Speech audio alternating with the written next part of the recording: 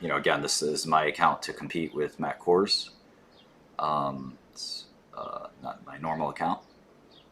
So anyway, the key here is that I bought this Microsoft with partial information, and I did this on purpose.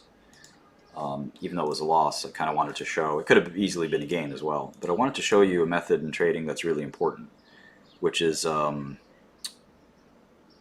basically that if you do an analysis where you end up changing your mind, which traders have to do every day, it's really, really, really important to quickly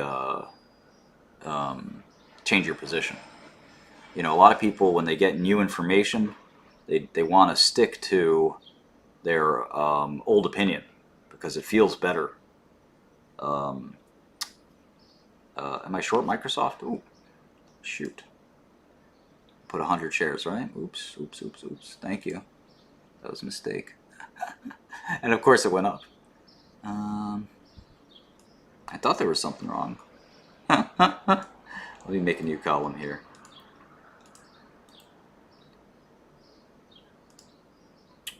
Well,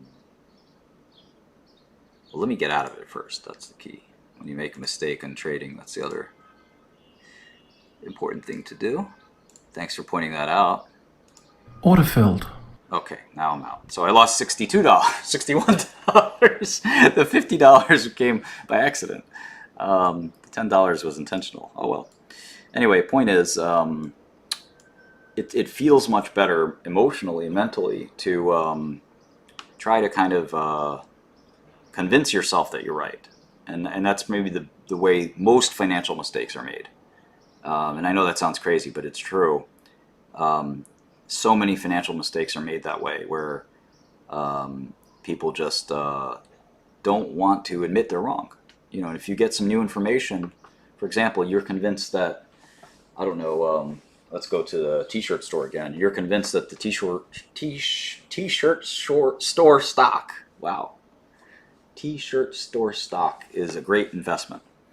For whatever reason, you think it's a fantastic investment. And you buy stock in this t-shirt store, and the reason you think it's a great stock is because you like the CEO. And then the CEO resigns. And then you don't sell your stock. You say, you know what? I like the t-shirt store stock anyway because the revenue is growing so fast. And then it's like, okay, well, cool, I guess. But then you also see the next quarter the revenue isn't growing fast, and you say, well, I like the t-shirt stock for the long term. It's like you keep changing your mind, and it's the worst thing a trader can do. It's sometimes called thesis drift in the industry. Thesis drift. So with thesis drift, you have a big risk of just constantly wanting to prove that you're right because you don't want to admit. And this could be psychologically, it's a really small market cap. I'm not going to look at this one. This could be psychologically, you could be aware of it, or it could be subconscious. And it could be one of these things where you just kind of don't want to admit you're wrong. So you keep reinforcing what you believe, and or what you think you believe. So anyway, it's kind of a terrible thing to end up doing, and it's how, like I said, most investors and traders make big mistakes that way. If you're wrong, either because of the price, but if you're wrong especially because the reason that you've invested has changed, you just got to get out as soon as possible. You know, and you can't, it's sort of like poker. Like if you get dealt, let's say you get dealt 2 7s in poker, and the guy next to you think he has 2 aces, and you're pretty sure because he goes all in, and you fold. And then the board ends up being 7 7, king, 3 4. You said, oh my god, I should never have folded. I would have had 4 7s. I would have beaten him. I would have taken all his money. Well, it's still a bad bet, right? So you're not supposed to sort of sit there and say, well, I should have stayed in after the fact. If things changed, it's time to change your investment. And then if it goes up or down, whatever, like, that's something separate.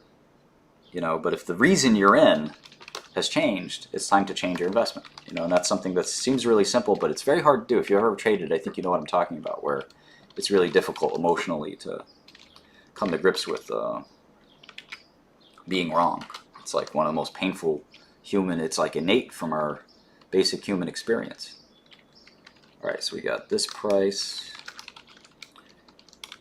Oh, and I've uploaded, if you want to go find that Microsoft model, let me upload it real quick to GitHub. Let me save this first real quick. It's mentally difficult for me to have a open open dialog box. All right, so CD code, CD models, get Microsoft edition. Okay, push. Cool. Okay, so you should be able to see this on GitHub. If you guys don't use GitHub, it's for programmers, but it's really a file version control system, so you can do quite a bit on there. See which repo this is and models, which is a brand new. There we go. All right, so you can get this at github.com/Martin Shkreli /models. So there's only one model there, but I'm going to put all of them there. There are going to be hundreds of models in here, so you can add, remove, you can change the model. If you learn how to use this, there's a ton of ways to sort of change up the model and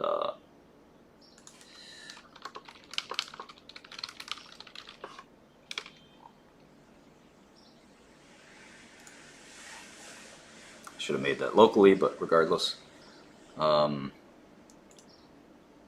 a lot of tools with GitHub, but again, it's fairly intricate and sophisticated tool.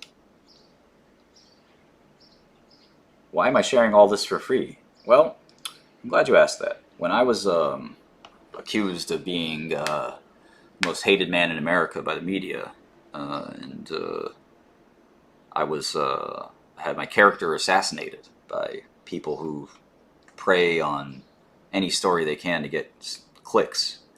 It's my pleasure to sort of show people, for example, there's this story where it was called The Farmer Bro, and this came from Axios, I think, and I never, it was a funny story because there was a photo of me, and I don't think anybody really knows this story. There's a photo of me. Let me see here.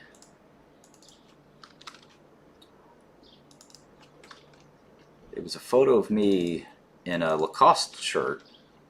If you know anything about Lacoste polo shirts, they're not. Was it Axios? I think it was.